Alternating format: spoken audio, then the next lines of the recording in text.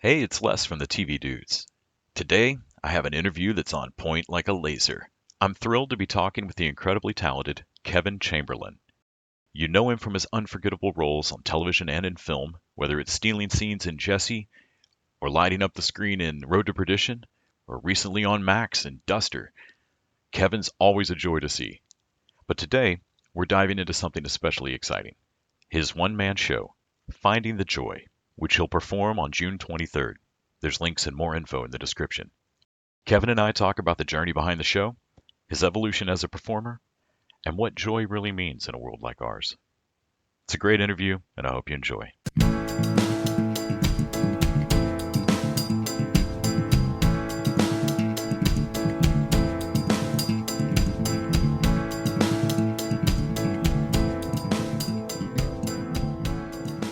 Hi, Kevin. Really appreciate you making time today. Thank you so much. Oh, thanks for the invite. We're here mainly to talk about your one name show coming up, Finding the Mhm. Joy. I can't wait to hear about that. Uh, you're an actor who I just saw you on Duster and had that moment of that guy. So yeah, because you make me smile every time I see you on screen. And Oh, then I thank you. and then I realized that oddly, what I really will forever in my heart know you from is Turtleneck and Blazer. A And so classic TikTok. I was eager to talk to you about. I'm always interested to talk to folks about what they thought an acting journey would look like when they got into a career. Yeah. But then when you combine in whatever TikTok in the modern world of social media is, Sure. how much weirder it makes it all, making it through pandemic. I just couldn't wait to talk to you about it all. Uh, can you tell me a little bit about what did you think a career in acting was going to look like when you decided this feels good, this is personally fun, I want to do this? Well, I was very theater centric when I was young. And so just to, when I saw my first Broadway show, I was like, that's what I want to do. I want to move to New York, do 8 shows a week, hopefully, win a couple Tonys, and then transfer that into TV and film. And it sort of happened that way for me.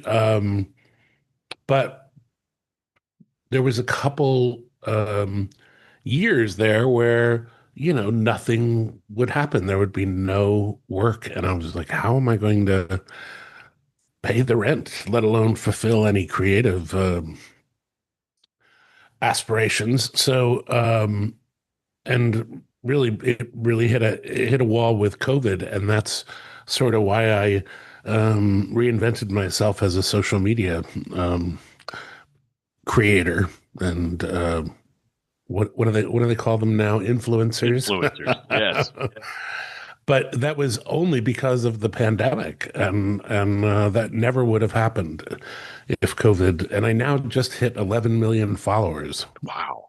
and on TikTok, and it's and have begun to sort of monetize it.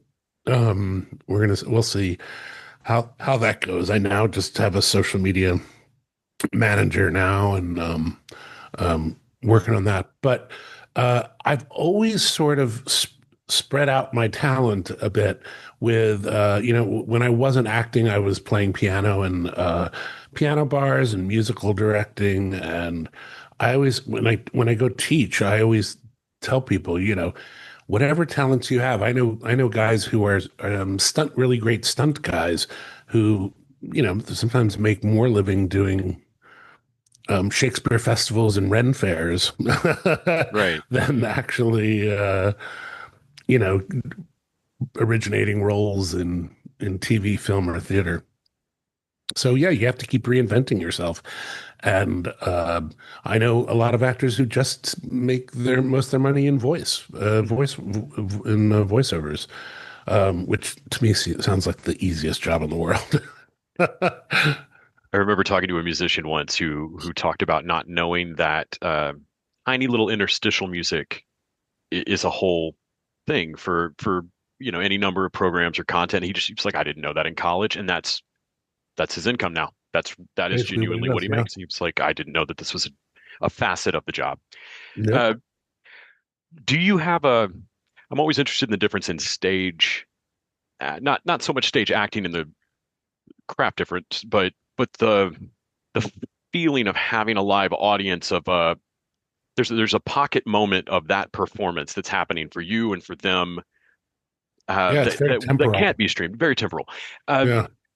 in terms of what you enjoy doing in your craft, do you find that gives you an extra buzz? Do you enjoy theater more than what you've gotten to do on camera? Yeah, it's a much bigger high, to be on stage in front of 1,000 people, um, or 100 people.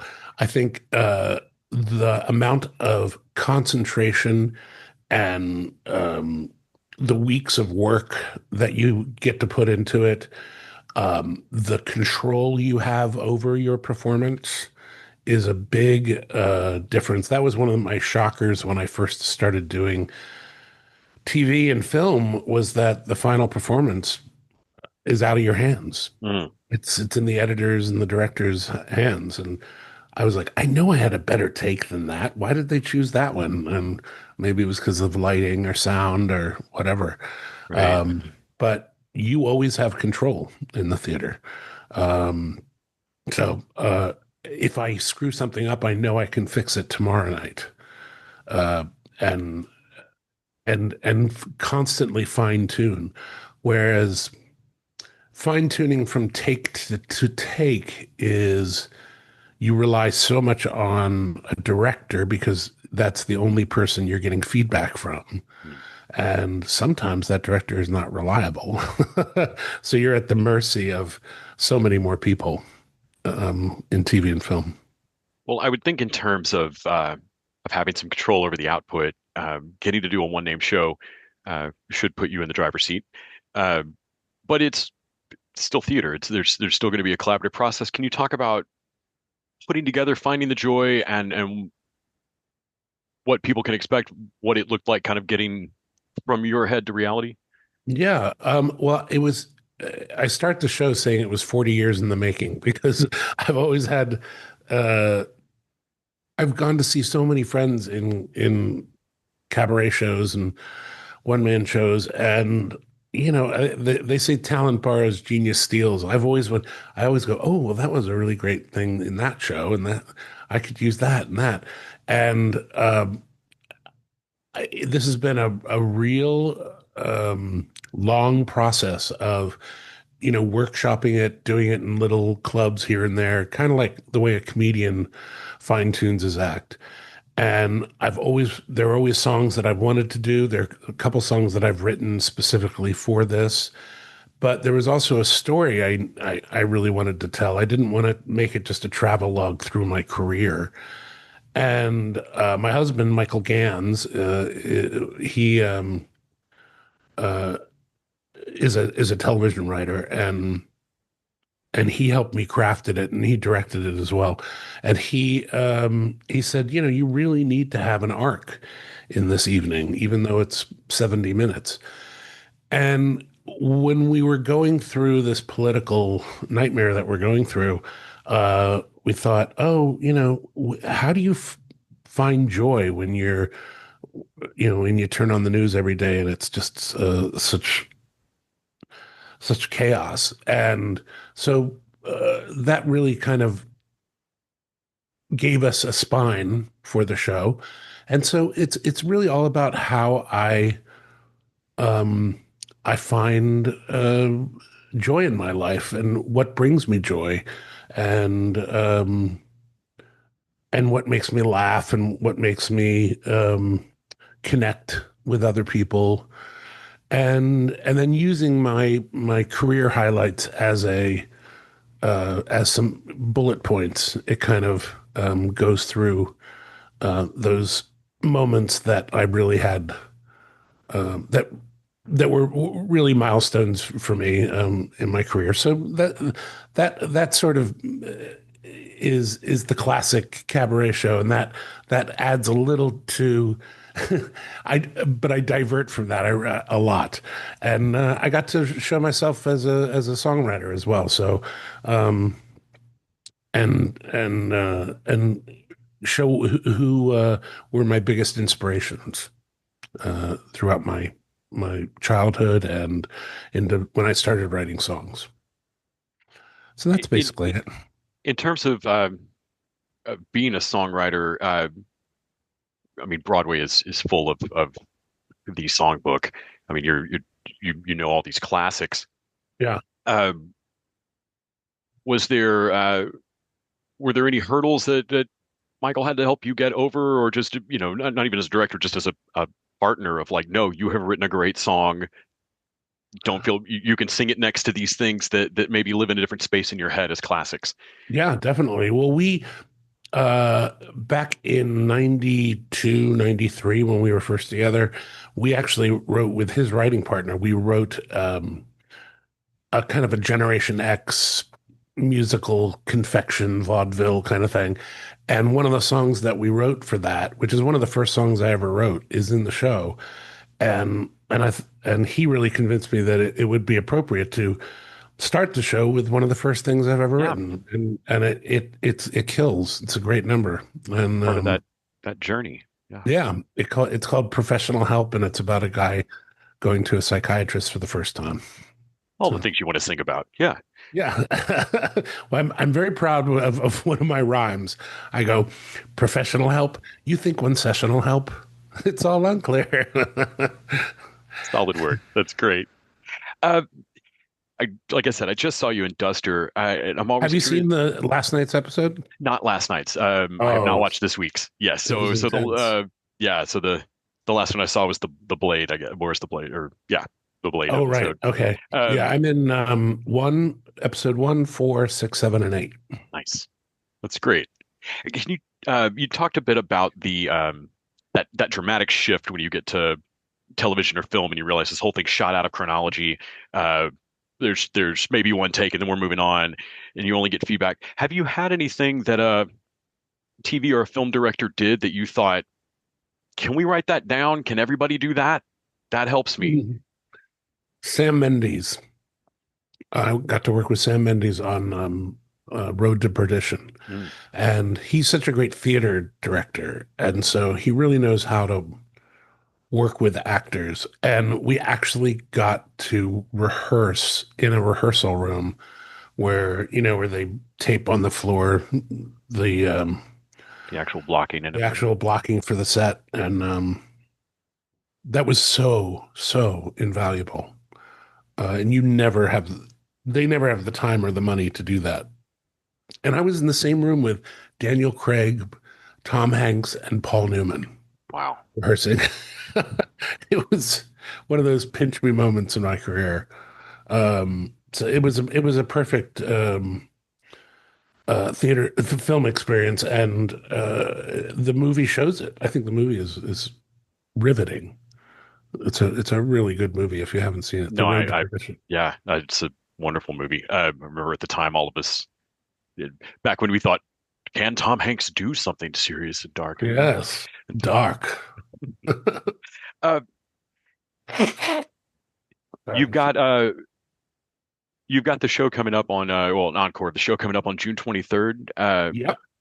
And you had a run of it last year. Is there anything that that you've tweaked or changed, or that you feel like you lesson learned? We're going to do it a little bit different. Yeah, there are always these little cuts. Usually it's cuts. I want to make it a sleek 70 minutes. I think anything longer in a one man show is a little overstaying your welcome. Um, but I've had this weird thing happen where this company in China started, they stole images of me off the internet and made these big tapestries with me. Like there's one of me holding a gun, which I would never do, and it said like "Make my day, Daddy" or something like that. But then there's also like some inspirational quotes, like like remember that kitty that kitten that was hanging, it was like hang in there, stuff like that. And if you go on Amazon, there's tons of these tapestries, and almost every day I get a email or a text from a friend going, "My daughter's dorm room has this giant tapestry of you looking down on her bed on the wall." It's so weird. So I'm integrating that whole weird story because I was on a Disney Channel show for many years, Hmm. and so the kids that grew up on that Disney Channel show are now in college, and I guess the character of Bertram on the show Jessie was iconic in some way. And now a company in China is making a lot of money off these tapestries. Well, it to me it kind of fits in with what you were talking about of finding the joy. You can't guarantee you're going to achieve all the goals you want in a regularly doled out manner that keeps you satisfied. You just never know when the wins are going to come, and you've got to Nope. enjoy something about the journey. And more importantly, you as an actor can never really know what role, what thing locked in and meant the world to somebody. When you're thinking, but I was in Road to Perdition. Did you? But this clicked. I'm Sure, known but I'm you known for a can't. kid hating Butler now. Yeah, but you can't dictate what sticks for No, people. no, and this is the power of Disney. Really, it was, and we did over 100 episodes, so a whole generation. Mm. You know, it's like my Gilligan's Island, and I can't go to a mall or anything without kids running up to me. It's a bizarre thing. And I have to assume that you can't have known how long anything would run when you first audition or No. take a role. But uh, just as an actor, what did you think when you got that part? Just yay Disney job. It's going to be steady mortgage for a minute. Yeah, I mean, they basically, when they run a show, it's usually at least two or 3 years. And the fact that we got 4.5 years out of it, it was really a huge hit. But we didn't. I think it was scary for me to say yes to it because it puts you in a different category and of like children's TV. Hmm. So that was a hard decision. And I mean, going back, I don't know if I would even do it again. I mean, it changed my life in a weird way.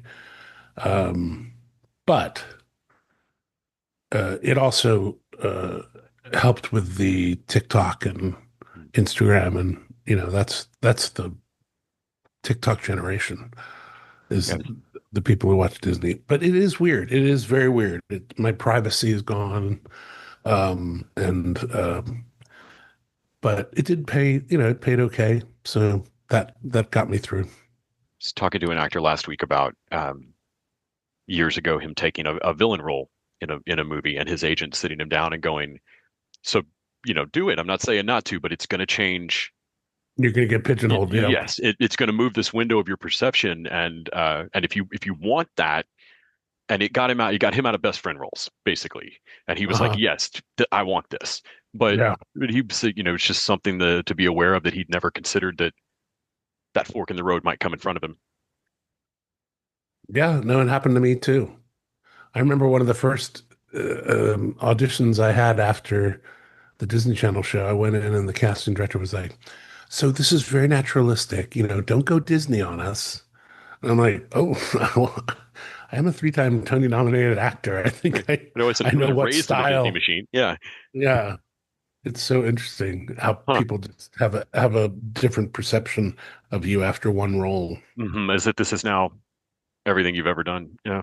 Yeah, and you think about those people who were on like Gilligan, like Bob Denver and Gilligan's Island. What did he do after that? Right. Not much. It's hard to move away. Yeah, I think about Chris Evans now, or you'd mentioned Daniel Craig. Sometimes you take a role that takes over. yeah, totally. Although they're really wealthy. I assume they can live with it. Yeah, that's a great salve to rub on that wound. Um, Thank you so much for making time to chat with me about it today. I hope folks really enjoy the encore of Finding the Joy, Yeah. and folks can go watch you in Duster right now and should. You're just always a delight on screen. Oh, thank you. Duster is really fun. I think it was one of the most fun projects, and it's only 8 episodes, and it took over 4 years to shoot, which is Just crazy amazing. That's wild. because of COVID and the strike. Mhm. But The it, the it set it deck and works. everything is so thorough on it. It's not Yeah. exactly the 70s. It's a little 70s fever dream, It feels more like a pulp novel than the 70s to me, but I love it. It's really fun. It's sort of an homage to the muscle car movies of the early 70s. That's the vibe it's got. It's got a real bullet kind of thing going on. Yeah. Well, thank you so much. Thank you so much. Have a great rest of your day. I really love talking to you. You too. And it's at Laurie Beachman, Monday the 23rd at 7 p.m. Thank you. All right. And I can't believe I'm going to kick myself now. I can't believe we didn't chat about your turtleneck and blazer video for the entire time. Yeah, check me out on TikTok. Just absolutely. Type in my name. It's going to be right at the top of the grid.